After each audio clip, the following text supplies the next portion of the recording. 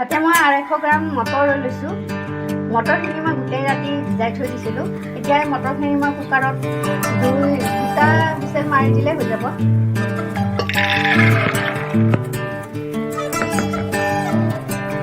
ইয়াতে মই 2 গিলাচ পানী এড কৰি দিলোঁ। আধা চামুচ নিমখ দি দিছোঁ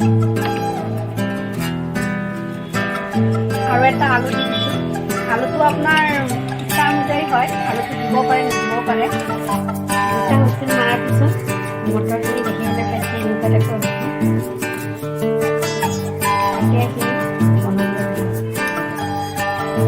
এতিয়া মই এটা কেৰাহী লৈছোঁ। কেৰাহীত অকণমান তেল লৈছোঁ। তেলখিনি প্ৰায় গৰম হৈ গৈছে। ইয়াতে মই পিঁয়াজ কাটি লৈছিলোঁ এটা।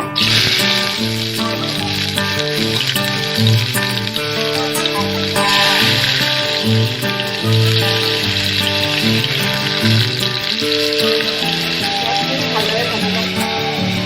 পিঁয়াজখিনি ভালদৰে ভাজি ল'ম।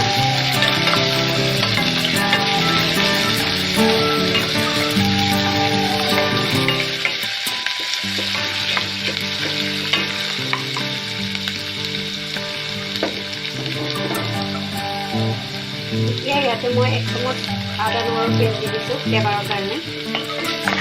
আপোনালোকে ইচ্ছা কৰিলে দি দিবও পাৰে।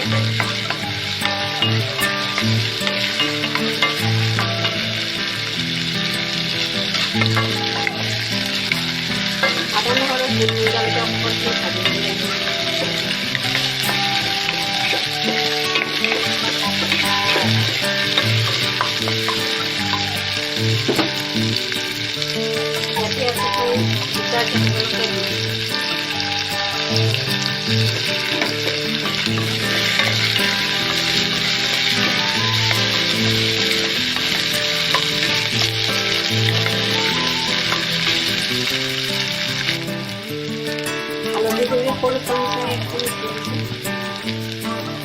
ইয়াতে মই বিলাহী এটা কাটি লৈছিলোঁ।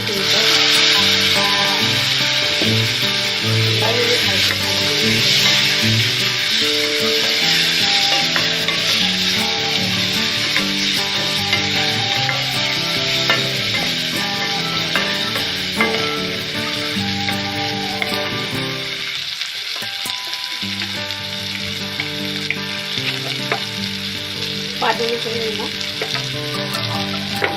অলপমান কমকৈ দিছোঁ, যিহেতু মই মটৰখিনি বইল কৰোঁতে অকণমান নিমখ দিছিলোঁ।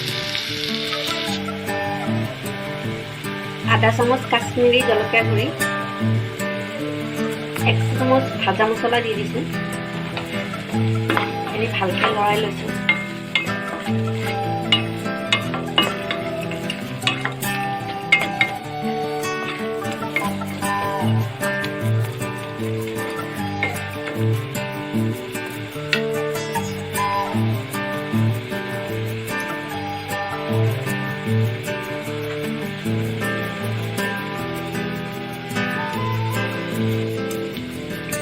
এতিয়া এইখিনি হৈ গৈছে। মই এইখিনি মটৰখিনি এড কৰি দিছোঁ। মটৰখিনি দি ইয়াক ভালদৰে লৰাই দিব লাগিব।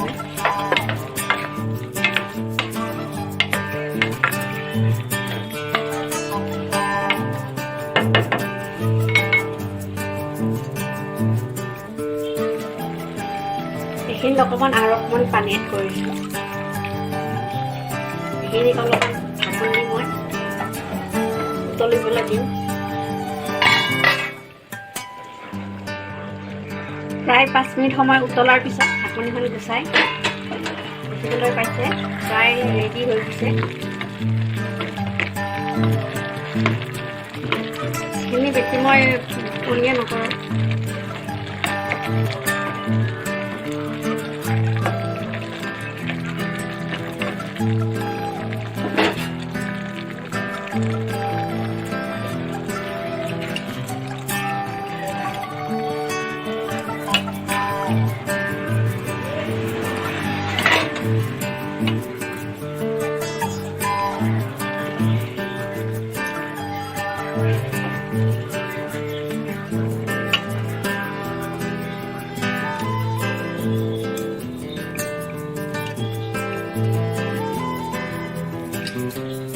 এতিয়া ইয়াতে মই কাটি লোৱা পিঁয়াজ দি দিছোঁ।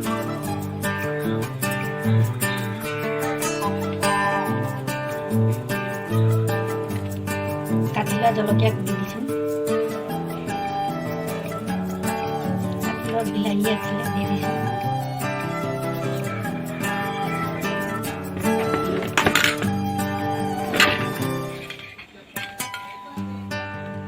ইয়াতে 1 চামুচ দৈ দি দিছোঁ।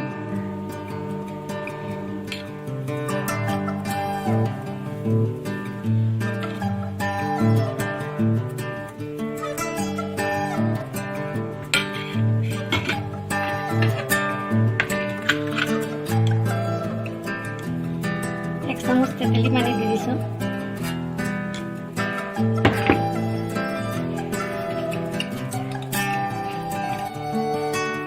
অকণমান ভাজি লোৱা জিৰা গুড়া দি দিছোঁ।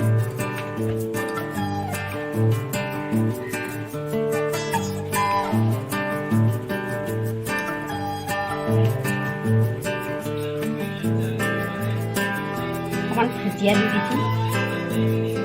আপোনাৰ ঘৰত যি থাকে সেই দি আপুনি সজাব পাৰে।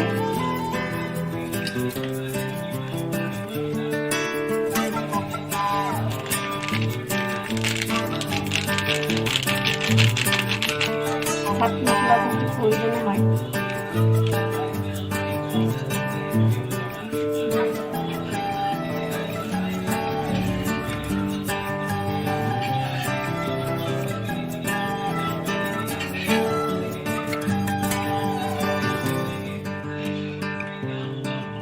এতিয়া আপুনি পৰিৱেশন কৰিলে হ'ল।